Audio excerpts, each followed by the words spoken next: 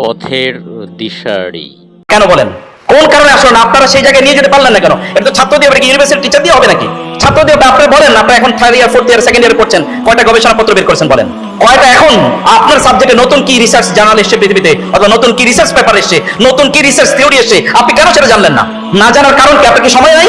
24 ঘন্টা আপনি করেন কি? আপনার 24 ঘন্টা সময় দেন, আমাকে বলেন এবং স্যারকে বলেন, আমরা বলি আপনার সময় কোথায় যাচ্ছে। এখন 24 ঘন্টা আমার বলার দরকার না, আপনি এআই রে জিজ্ঞেস করে দেখেন যে আমার 24 ঘন্টা কই যায়, দেখেন ও কি বলে দেয়। আমাদেরকে জেগে ওঠার জন্য কাজ করা লাগবে ভাইয়ের আমার, বন্ধুরা আমার। সে শক্তি আছে আপনাদের, বিশ্বাস করুন। আমি এর আগে বলেছি, আপনি ছুঁড়ে ফেলে দেন। আপনি দেখেন তো আপনার ফেসবুক ফলোয়ার কার বেশি, তার উপর ভিত্তি করে আপনি চিন্তা করেন উনি অনেক বড় স্কলার, অনেক বড় আলেম, অনেক বড় সেলিব্রিটি। আপনি ওই যে ফেসবুকের বানাইছে, যে ম্যাটার বানাই, ওর ফেসবুক ফলোয়ার কতজন?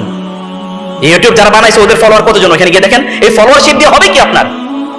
একটা টিকটকার হয়তো সায়েন্সের কোন একটা থিওরি বলেছে, সেখানে মিলিয়ন মিলিয়ন ভিউ হচ্ছে। আর একজন সায়েন্সের প্রফেসর যিনি এর মধ্যে হয়তো 15-20টা তার প্যাটেন্ট আছে, তার একটা ভিডিওর মধ্যে 10-15-20টা ভিউ নাই, কিন্তু উনি পৃথিবী পরিবর্তন করে। আর এই টিকটকার শুধু টিকটকারের পর্যায়ে থাকবে। আপনি কি টিকটকার হওয়ার জন্য এসেছেন পৃথিবীতে?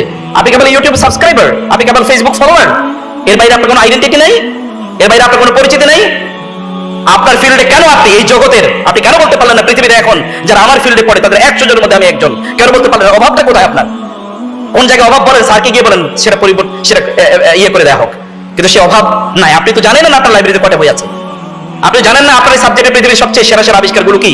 আপনি যারা এই সাবজেক্টগুলোতে পড়েন, সেই সাবজেক্টগুলোতে আপনাদের লেটেস্ট নলেজগুলো কি এসেছে, লেটেস্ট থিওরিগুলো কি এসেছে, এটা জানা আপনাদের জন্য ফরজ। তলবুল ইলমি ফরিদাতুন আলা কুল্লি মুসলিম। মুসলিমের তো এই জ্ঞান অর্জন করা ফরজ, বেসিক জ্ঞান অর্জন করা, দিন সম্পর্কে জ্ঞান অর্জন করা যেমন ফরজ, আপনি যে ফিল্ডে আছেন ওই ফিল্ডে জ্ঞান অর্জন করা ফরজ। একটা ফরজে আইন, একটা ফরজে কিফায়া, ওটাও ফরজ। এটা যদি আপনি যদি এই জ্ঞান অর্জন না করেন, তাহলে গোটা উম্মাহ যখন সাফার করবে, কিয়ামতের দিন আল্লাহ তাআলা আপনাকে ছাড়বেন না, মনে রাখবেন।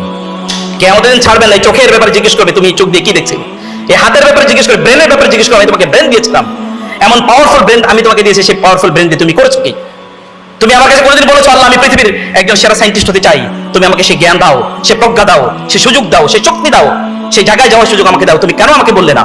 কেন তুমি সেই জন্য চেষ্টা করলে না? লাইসা লিল ইনসানি ইল্লা মা সা ওয়া আন্না সা'য়াহু সাওফা ইউরা সুম্মা ইউজযাহুল জাযাল আওফা। সবগুলো প্রেজেন্ট টেন্সের ভার্বে আল্লাহ বলেছেন কোরআনে সূরাতুন নাজমে, যে ব্যক্তি যখন চেষ্টা করে তার চেষ্টার ফসল সেই দুনিয়াতে দেখতে পায়। ওয়া আন্না সা'য়াহু সাওফা ইউরা সুম্মা ইউজযাহুল জাযাল আওফা। সে যখন পরিণত বয়সে যাবে দুনিয়া অথবা আখিরাতে, তখন তাকে এত ব্যাপক পরিমাণ প্রতিদান দেওয়া হবে, যেটা দেখে তার চোখ ছানা হয়ে যাবে, যে আমি এটা অর্জন করেছি, এটা আমার অর্জন। আপনি যেমন মসজিদে লিডার, তেমনি ভাবে বাজারও লিডার, আপনি তেমনি ভাবে আপনি বাইরেও লিডার। আপনার লিডারশিপ কেবলমাত্র মসজিদে কেন বন্দী থাকে? আপনার লিডারশিপ, আপনার জ্ঞান আপনাকে কোথায় নিয়ে যাবে? সাহাবায়ে কেরাম রাদিয়াল্লাহু তাআলা আনহুম, রাসূলুল্লাহ সাল্লাল্লাহু আলাইহি ওয়াসাল্লাম তিনি কি করেছেন? তার কাজ ছিল জ্ঞান বিতরণ করা। দেখুন কোরআনের সবগুলো আয়াতে তার জ্ঞান বিতরণের কথাই ছিল। তার উম্মাহ, তিনি তো কোরআন, যে কোরআনে প্রায় 2000-এর উপর আয়াত আছে সায়েন্স নিয়ে, সেই সায়েন্স আপনি কেন পড়বেন না? কোরআনে প্রায় 300-এর উপর শব্দ আছে জ্ঞান সংক্রান্ত, সেই জ্ঞান আপনি কেন অর্জন করবেন না? রাসূলুল্লাহ সাল্লাল্লাহু আলাইহি ওয়াসাল্লাম সাহাবায়ে কেরাম একটা হাদিস জানার জন্য তারা 1 মাসের রাস্তা অতিক্রম করে যেতেন, 1 মাসের রাস্তা অতিক্রম করে তারপরে আসতেন। বলা হতো যে তুমি কেন এসছো? কোন বিজনেস পারপাসে, কারোর সাথে দেখা করার জন্য, অন্য কোনো উদ্দেশ্যে? No, only to know one হাদিস। একটা হাদিস শোনার পরে তারপরে তিনি চলে যাচ্ছিলেন। বলছে চলে যাচ্ছ কেন? একটু বসবা না, চা খাবে না? বলেন আমি তো নলেজের জন্য এসেছি, অলরেডি আই হ্যাভ অবটেইনড ইট, আমি এটা পেয়ে গেছি। তারপরে আবার 1 মাসের রাস্তা তিনি হেঁটে চলে এসেছেন। কিন্তু আপনারা এখান থেকে লাইব্রেরিতে যেতে পারবেন না। আপনার ক্লাসরুমে যান যখন আপনার ডুলু ভাব নিয়ে যান, আপনার প্রফেসর কি বলে এটা আপনি শুনেন না, কারণ আপনি মনে করেন এআই রে জিজ্ঞেস করবেন, এআই তো সব উত্তর দিতে, আমার প্রফেসরের চেয়ে এআই বেশি ভালো জানে। লজ্জা করে না মুসলমানদের যে সেই আরেকজনের তৈরি এআই ব্যবহার করে, তারপরে তার এটা দিয়ে সে মনে করে যে আমি অনেক কিছু হয়ে গেছি? আত্মমর্যাদা থাকা উচিত। আপনার আত্মমর্যাদা, আপনার সাবজেক্ট আপনার কত 50টা বই পড়া উচিত, যে এই লেভেলের কি বই আছে দেখতে চাই আমি এই বইটা পড়বো এবং আমি দেখবো এখানে কি আছে। একটা শব্দ থাকবে না যেটা আমি বুঝি না। এটা চ্যালেঞ্জ নিতে হবে। চ্যালেঞ্জ যদি আপনি না নিতে পারেন, তাহলে তারেক বিন জিয়াদের মতো স্পেন আপনি দখল করতে পারবেন না। তাহলে আপনার ওই রুমেই তো আপনি দখল করতে পারতেছেন না। আপনার কম্পিউটার যখন আপনি ব্যবহার করেন, তখন এখানে হয় হ্যাকিং হয়, আপনি জানেন তো। এগুলো nothing is free. Surveillance technology, আপনি জানেন, আপনি ক্যামেরা ব্যবহার করছেন, দেখছেন না? এই যে এর কি যেন নাম, নেতানিয়াহু ওই যে তার যে ক্যামেরা কিন্তু এখানে ইয়ে লাগানো, কস্টেপ লাগানো, এটা কিন্তু দেখা যায় না। কারণ এখন দেখেন আপনি ব্যাপারে জানেন, দেখুন আপনার ওরা যে সফটওয়্যার যেগুলো যারা তৈরি করেছে, এই সফটওয়্যারগুলোতে প্রত্যেকগুলোতে সার্ভেলেন্স টেকনোলজি আছে। আপনি যা করছেন এভরিথিং ইজ বিং রেকর্ডেড। এমনকি আপনার ছবিগুলো, গোপন ছবিগুলো পর্যন্ত তাদের কাছে আছে, যে কোনো সময় আপনাকে ব্ল্যাকমেইল করতে পারে, এগুলো সব তাদের কাছে।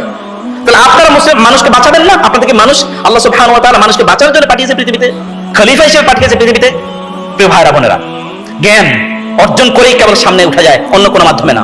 আপনি যদি জ্ঞান অর্জন করেন, পৃথিবীর তাবৎ অর্থের মালিক যারা তারা আপনার কাছে এসে প্রায় পড়বে। দেখেন না হার্ভার্ডের কাছে যারা ইন্ডাস্ট্রির মালিক তারা ভিক্ষুকের মতো যায়, এই ফান্ডটা নেন, এই ফান্ডটা নিয়ে আপনি কি করেন, এই রিসার্চটা আমাকে দেন। আমাদের এখানে সে কালচার তৈরি হয়নি, কারণ আপনারা সেরকম নিজেদেরকে তৈরি করেন নাই। এখন ইন্ডাস্ট্রির কাছে আপনাকে ভিক্ষা করতে হয়।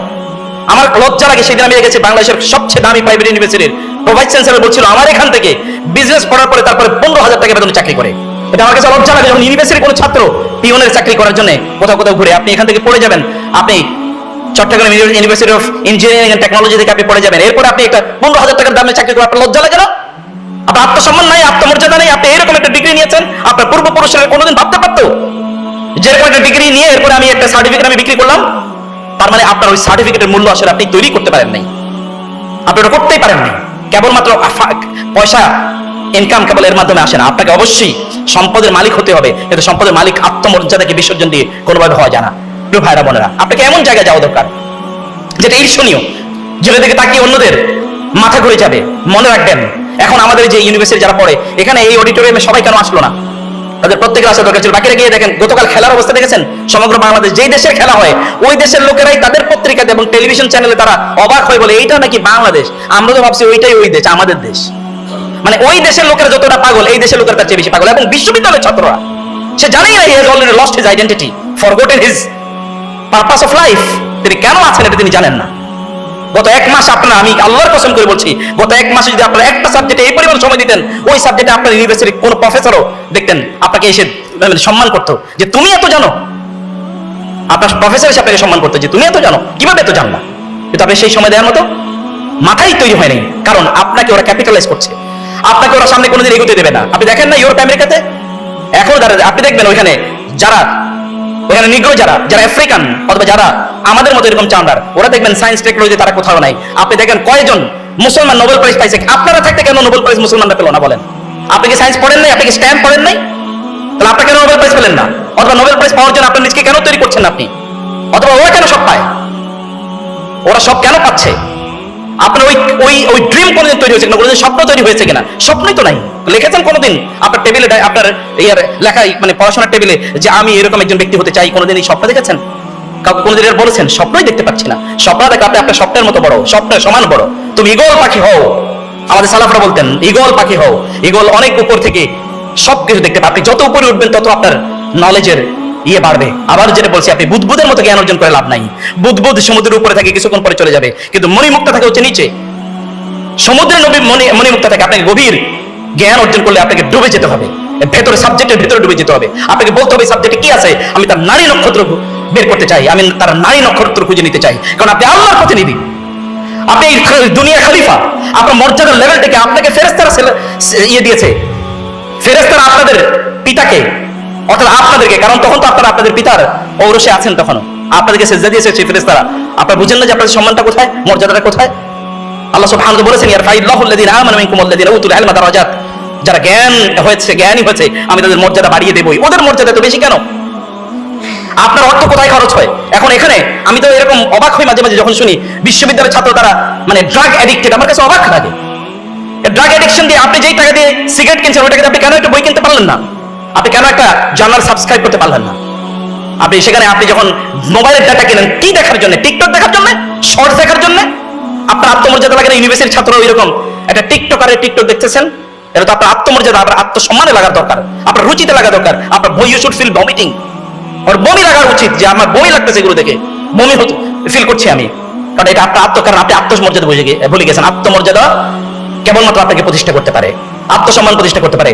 আপনি দেখেন ইউরোপে, আমেরিকাতে তাদের ন্যাশনাল জিডিপি যেটা বলে, জিডিপি তাদের 5% কাছাকাছি তারা ইনভেস্ট করে হচ্ছে নলেজের ক্ষেত্রে। আর গোটা মুসলিম বিশ্ব মিলে তারা যে পরিমাণ, গোটা 57টা মুসলিম দেশের কথা বলছি, তারা মিলে যে পরিমাণ টাকা তারা ব্যয় করে, আমেরিকার অর্ধেক তারা ব্যয় করে। তাহলে ওই দেশ উন্নত হবে না কেন? তারা কেন পৃথিবী করবে না? শুধুমাত্র স্পেন প্রতি বছর যে পরিমাণ বই তারা অনুবাদ করে, গোটা মুসলিম বিশ্ব 10 বছরেও এই পরিমাণ বই অনুবাদ করে না। তাহলে আপনি আগাবেন কিভাবে বলেন? আপনি আগানোর জায়গাটা কোথায়?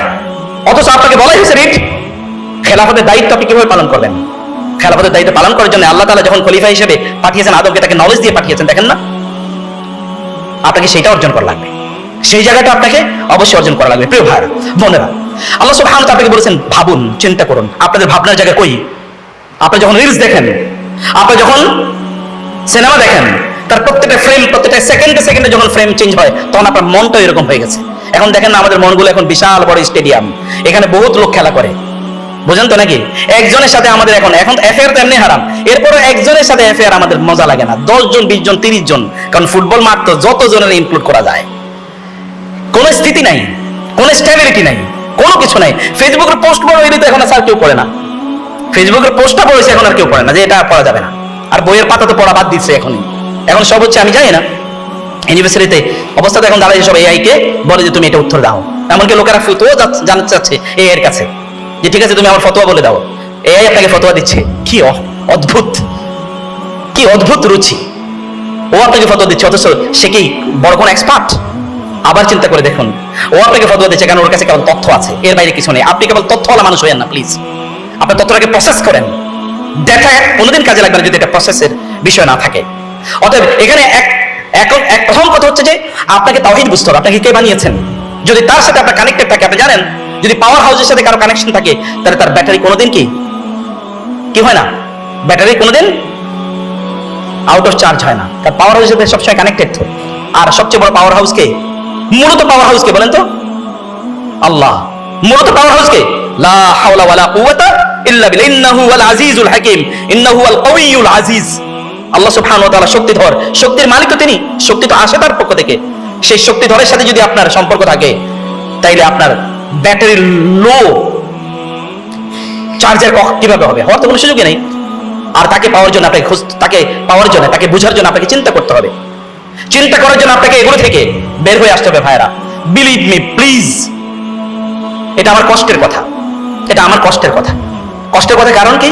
কারণ আমি যখন দেখি উম্মাহ সাফার করে, যখন এই উম্মাহ সব জায়গায় মার খায়, এমন কোনো জায়গা নেই। এই যে আপনাদের পূর্ব থেকে শুরু করে দেখেন, একবার পশ্চিম প্রান্ত পর্যন্ত একটা দেশ দেখেন যেখানে উম্মাহ মার খাইতেছে না, একটা দেশ দেখেন যেখানে উম্মাহ মার খায় না। অথচ যখন ওই যে মুতাসিম বিল্লাহ এর সময় একজন মুসলিম নারীকে ধরে নিয়ে গেছিল এক খ্রিস্টান রাজা, তৎকালীন। ভিডিওটি ভালো লাগলে লাইক ও সাবস্ক্রাইব করে পাশে থাকবেন।